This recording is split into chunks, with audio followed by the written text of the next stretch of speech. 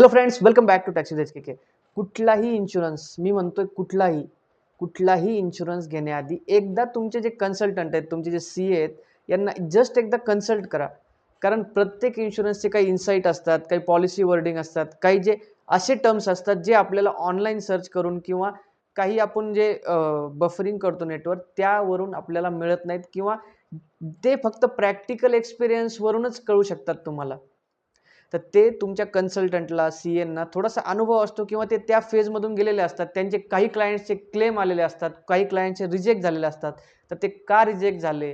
त्यामधून आपल्याला काही प्रॉब्लेम येऊ नये म्हणून ते तुम्हाला वेल कन्सल्ट करतील. नो डाउट त्यांच्याकडे थोडं तुम्हाला प्रीमियम जास्त येईल किंवा ते स्वतः त्यांच्या कोडवरून तुमचं हेल्थ इन्शुरन्स काढून देतील. एक ₹300-400 तुम्हाला जास्तीत जास्त फरक पडेल. पण ऑनलाईन कंपेअर करण्याआधी एकदा तुमच्या ॲडवायझरला किंवा तुमच्या कन्सल्टंटला कन्सल्ट करूनच कुठलाही इन्शुरन्स प्लॅन बाय करा. तो हेल्थ असू, टर्म असू, लाईफ असू, व्हेइकल असू, कुठलाही इन्शुरन्स असू. जेणेकरून जेव्हा तुमचा जेन्युइन क्लेम येईल तेव्हा तुम्हाला त्रास होणार नाही.